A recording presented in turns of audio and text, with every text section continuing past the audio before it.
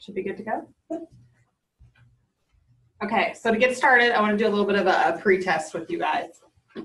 So how many pounds should a market steer gain?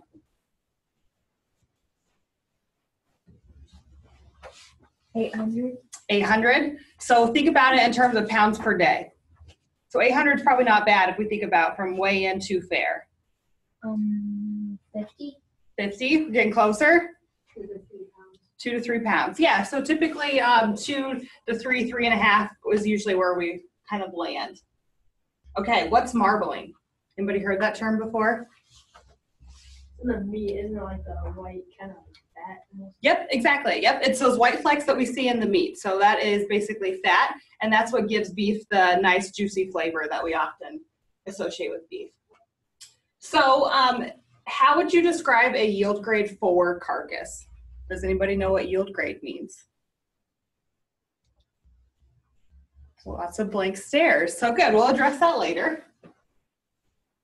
And then what criteria do we use to evaluate beef quality? So I'll give you a hint. Our yield grade we just talked about is 1. Ideas what the other might be? Marbling. Marbling, yes. Okay, and then kind of the last question, what's your favorite cut of beef? What is types of cuts of beef? Hamburger? Anybody like steak? Meatballs. Meatballs, yep. The tongue. The tongue. Have you actually had that before? Okay, so as we kind of go through this, if you guys have questions, feel free to ask, and we'll stop and do a couple activities as well. Okay, so in terms of thinking about our cattle, our steers that we're going to be showing, which one of these two would we choose and why?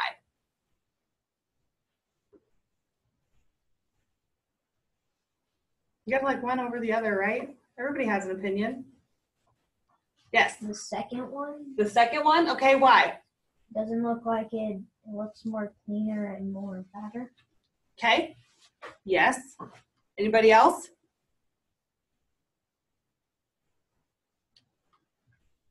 This is the part where somebody answers me. The second one's fatter than one. Yep, okay. So he's maybe, you know, if we think about the show ring, eye appeal is something that comes into mind. We like to be able to enjoy looking at them. So maybe that steer would be a better option. If we look at him too, this steer definitely looks like he's a little bit more finished, ready for market than what this calf does. So we'll keep talking about a couple different pictures of steers kind of comparing. But to kind of set us up for what we're going to talk about the rest of the time, I want to focus on meat quality. So if we're after meat quality, and that's the purpose of marketing these calves, which one of these steaks, the ribeye, looks better? The one on the right? Which one are you going to pick? The one on the right? So actually, if we think about our quality grades, the more marbling, this one has a lot more white flecks in there. So this would be what we call a prime, and this one would be a low choice. So we'll get into more details for that later. So you guys also mentioned that the calf on the right was a lot heavier. He was a lot fatter. So we can see too, and we kind of look right here on the side, how much difference there is in those fat between those two calves. So quite a bit of a difference that we can see. Okay, so now keeping in mind that we're targeting meat quality, want to make sure that that steer that we're picking is going to be the better cut of beef when we're talking about that. So which one of these two steers do you think might be better? The first one. The first one? Okay, so the big Charolais steer. Mm-hmm. Anybody else think something? The one on the right. The one on the right? Okay, how come? It looks like the other one in this last picture, so I think it's going to be that one. Yep, so maybe a little bit more finish on him. So we'll talk about the fats. We did that. So actually this steer is a little bit heavier. He's a yield grade 4 opposed to a yield grade 3. So typically we talk about yield grades, it's 1 to 5, 1 being the lightest, 5 being the heaviest. But this steer here went prime, which is a higher quality grade. So going back to those flecks of meat we would see in the marbling, he's got more than what this steer does. But just looking at them from this, it's hard to really pick where they're going to be in terms of that quality grade. So whether they are choice, select, or prime. Okay, so our last set of steers we're going to compare. Quite a bit of difference here in these guys, right? So what's some of your thoughts? Does one need a little bit more days on feed, some more condition? Mm-hmm. Yeah.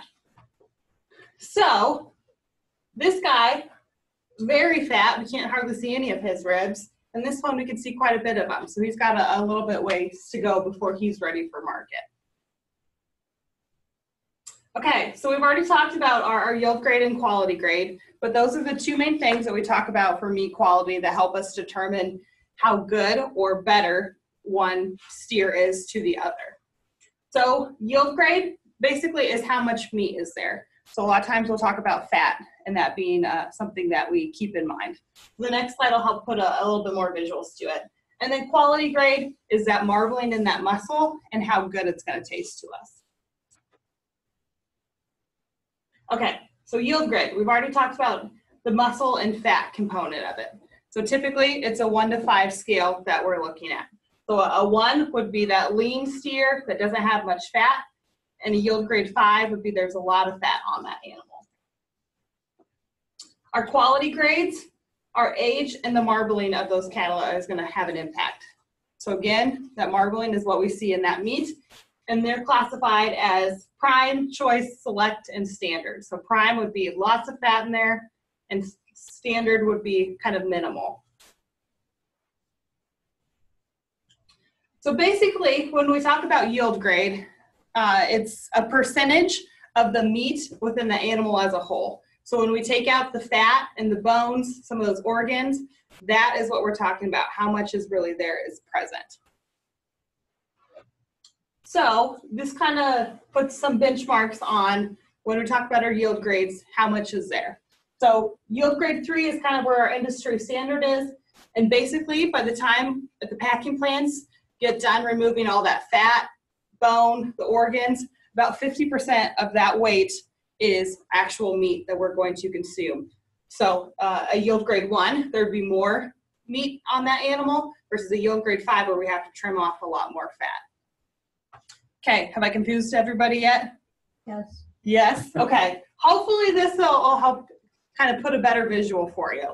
So we're going back to those first 2 steers that we showed on our first slide that had a visible difference in the amount of fat over their back.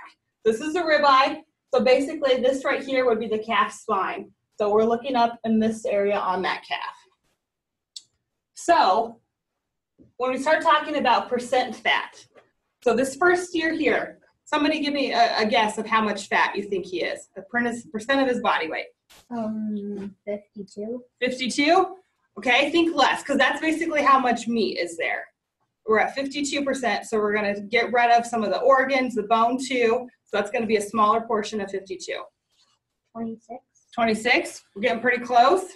Anybody else have a guess? Think it's more or less? Less. Yes. So this steer is basically 17% fat, and this guy is 34% fat. So there's quite a bit visual difference and a lot in terms of their body composition. So any ideas how this translates into how many pounds of fat?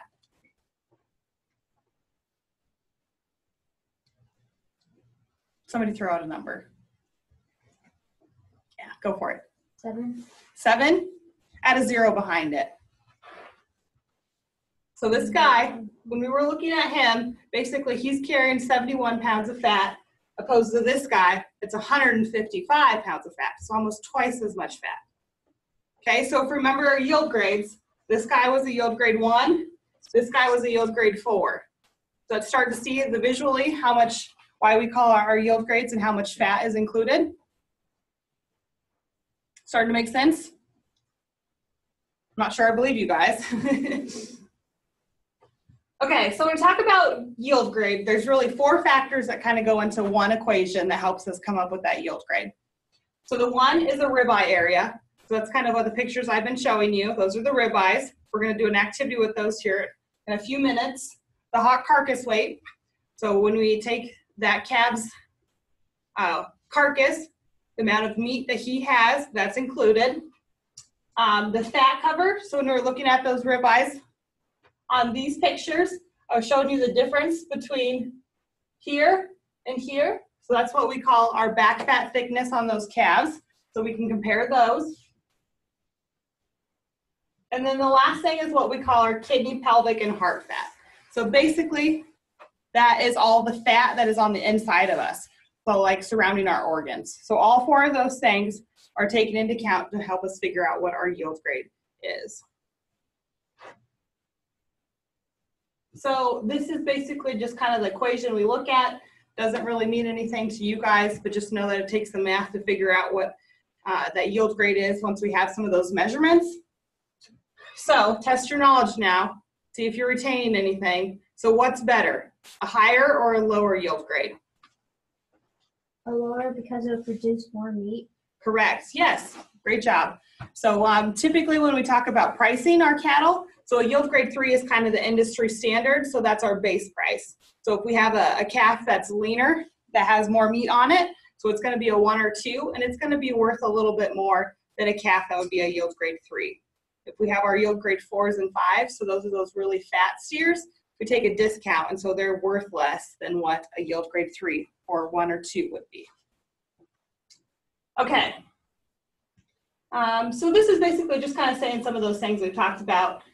So if we have a lower yield grade, there's more muscle, more meat there, versus if we have a high yield grade, there's more fat. So kind of the visual here is this little Hereford steer that was probably something that a lot of your parents were showing.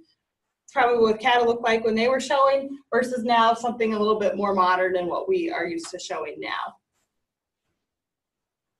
Okay, so we're gonna take a little bit of an activity now and hopefully put this to use with you guys.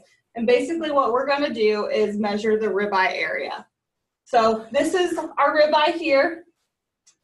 Just kind of for your guys' knowledge, when we talk about back fat, that's taken over top of the ribeye. So keep in mind, this would be like the calf spine. And so this would be an image of what that ribeye area would look like. So this little box here that's got all these dots in it is what we would call a grid. And basically this is something that we use when we count the dots to determine what the ribeye size is. So we have some pictures that we're going to be using, and we'll work in groups to do this. But basically have our grid with all of our dots on it, and each dot represents a square inch. So when we have our ribeye, again, this here would be kind of our spine. And so this would be kind of the shape of that calf on the side. So it'd be like his head is looking towards you guys. And basically what we're gonna do is lay this grid over top of our ribeye, and we're just gonna count the dots. So has anybody ever looked at your carcass sheet that you get back? You've had a market steer before. Any idea what our ribeye size should be?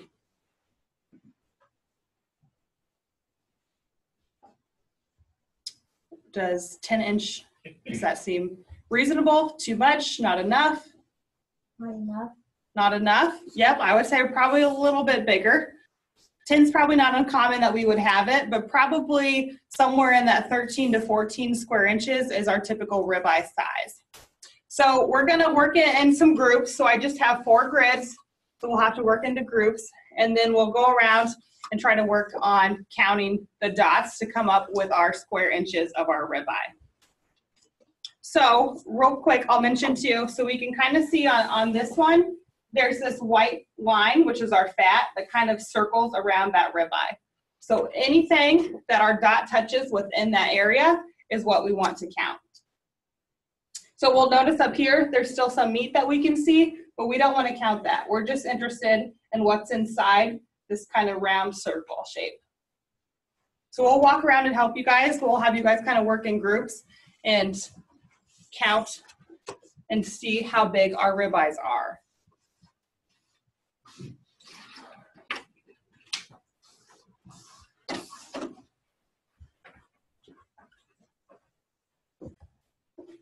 Yep. So if you put it over top of your ribeye, basically on this one, our 8 fits in there. There's it all fits within that red box. So you don't have to count those circles. So you could just start at 80.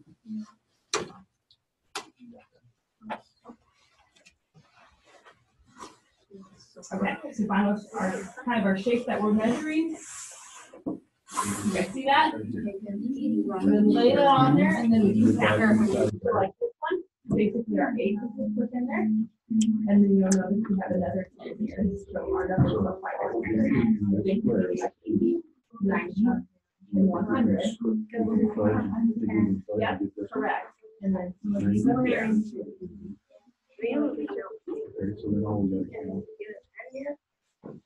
Yep, I jumped down through in here. Yep. So this one is quite all bad. 110. 90. Okay, so how many over here? Okay. Does everybody see the shape we're talking about? That white line that comes through here. Basically, here's our 8. They know We about have it. these 10 right here. So that'd be 9. This one you're not. Our 10, not quite. But we have some of here we can count. 91. All our 10 are there. 90 plus 10 is 100. Let's start with 100.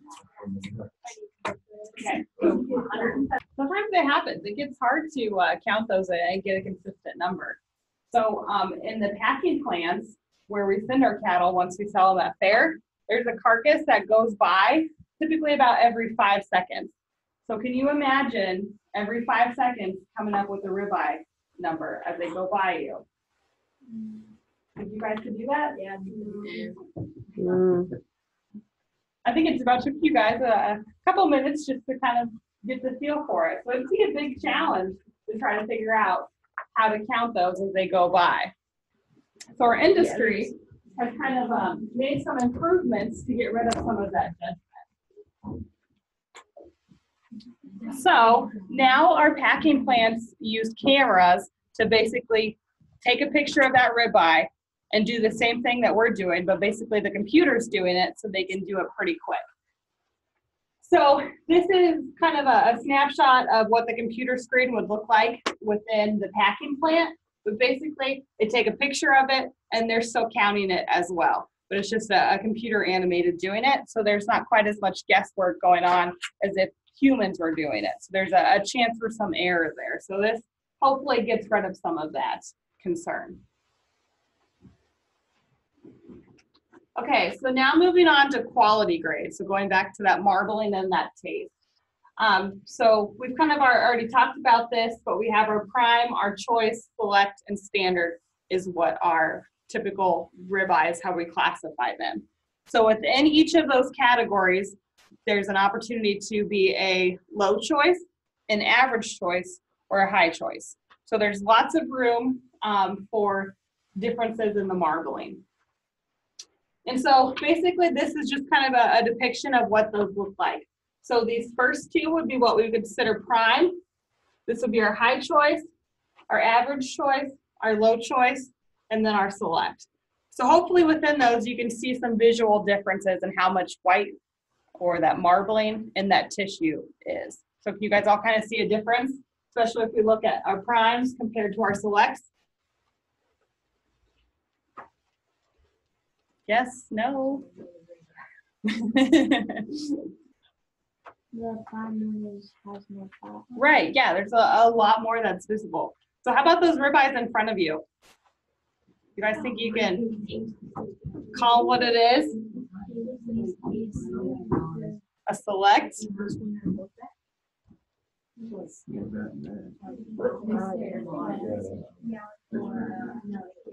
So if you look on the bottom, it should tell you some indication of what those are. So what does yours say? Moderate. So that would be our high choice. So does that, your picture that you're holding look pretty similar to that? Yeah. There's a good amount of marbling that's in there. It's the exact same. Should be pretty darn close, that's right.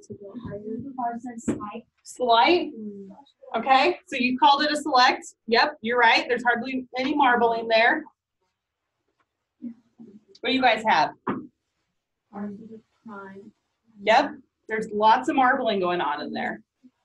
Did you guys figure out where yours is? Low choice. Yes, low choice. Okay, so maybe this is a little bit easier than counting ribeyes. Okay, so our next two slides is kind of putting it all together. So both our yield grade and our quality grade factors into how much we're going to get paid for those calves that we sell.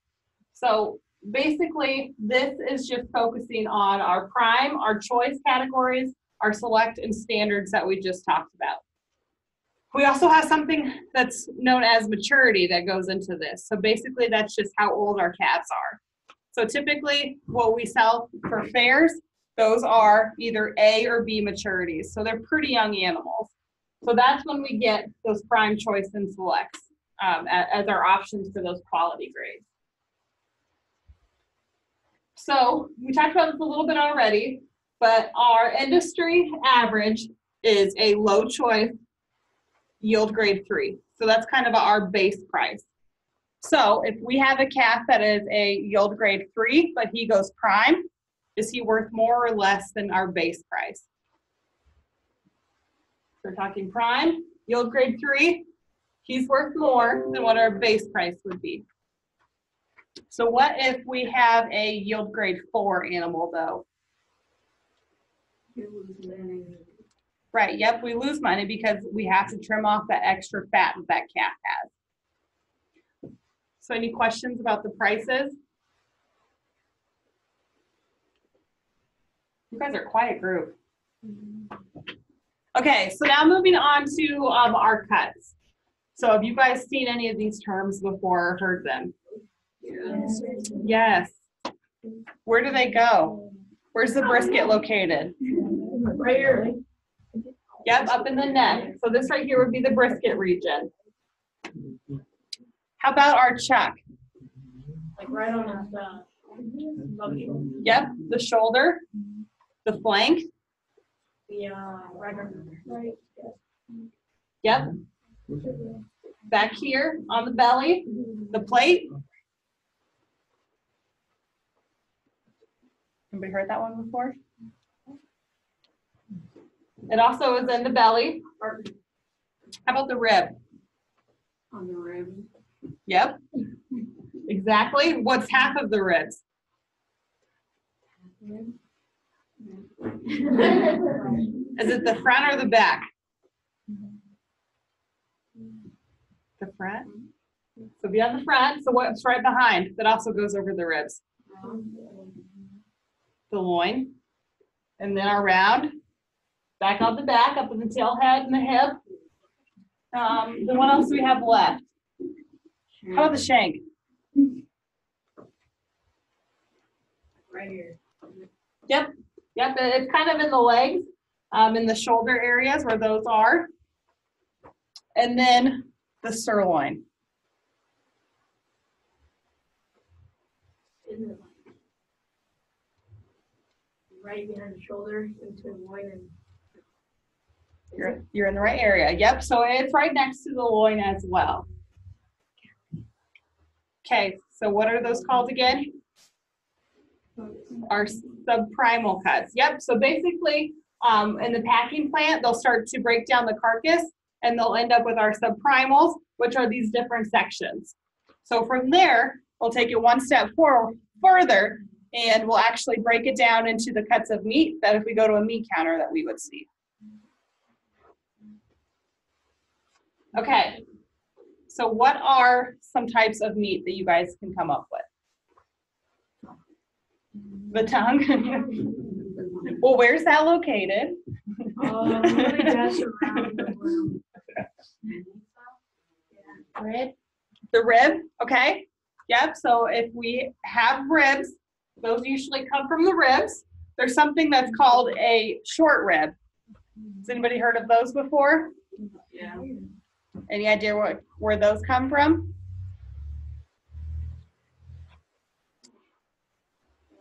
The short ribs. They're still found on the ribs, but they're just a little bit closer towards the bottom. So what other cuts of meat can we think of? Yes. New York strip. Know where that comes from? Got any guesses? You're gonna make me look. So that one is kind of up in the chuck region. What other kinds of steaks can we come up with? T-bone. Where's it located?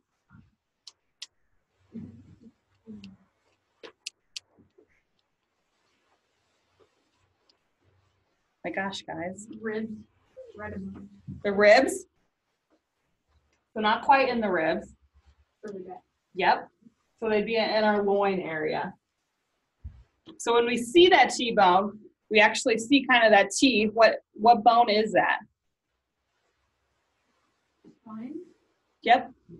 Yep, exactly. So what other cuts can you think of? How about hamburger? Where's hamburger come from? Yeah, so the round is a common one, but then also too, it does kind of come from everywhere. So a lot of times when we trim off some of that fat, we'll take a little bit of meat with it too. And so then they'll trim that a little bit further and use that for hamburger. So hamburger really does kind of come from everywhere within the animal. What other cuts can you think of? Yeah. Sirloin. The sirloin? Yep. Comes from sirloin. Twist one.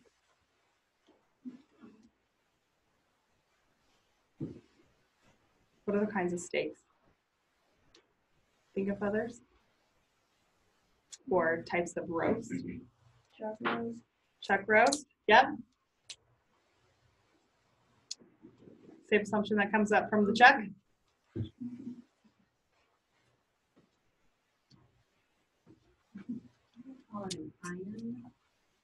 Yep, the flat iron. Yep. So a lot of times those will come from kind of below in the belly area. Yes. Brisket comes from brisket. Yep. Yep. Let's see what else.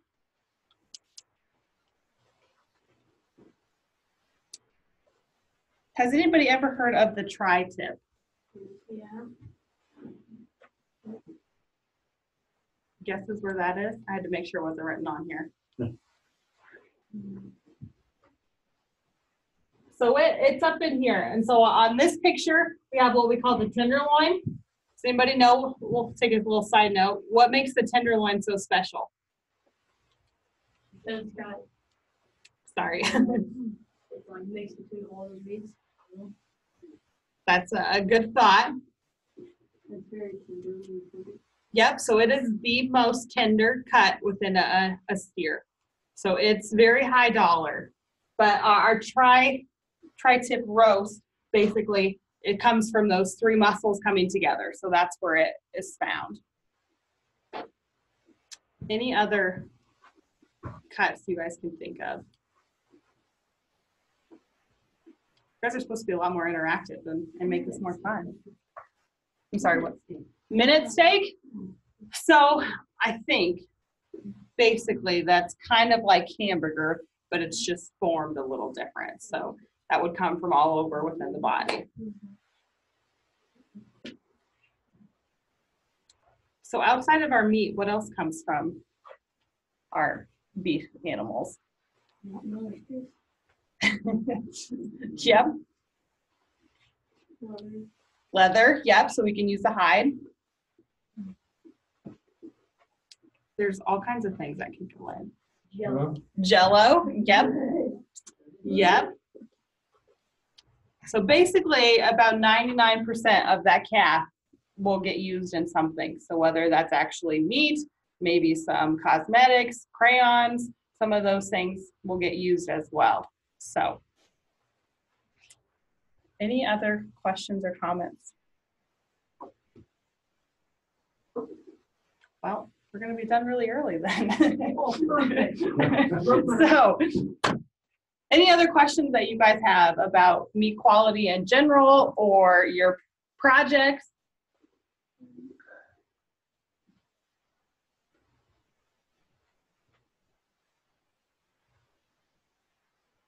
Tough crowd.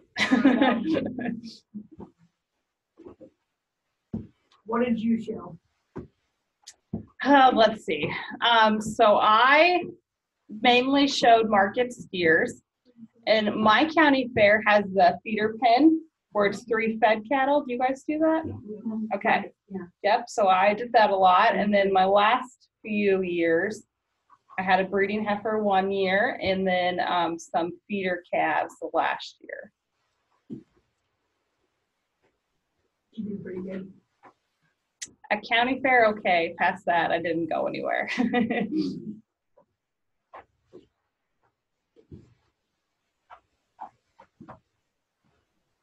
Okay, well, that's all I have. So if they don't ask any more questions, then I can't help. Did you find a sheet from last I year? did. Perfect. So does anybody remember how their calves did last year? Those of you that did have market beef? 2 with pencil lines or Ian's. Okay. Yep, how they graded or their yield grade.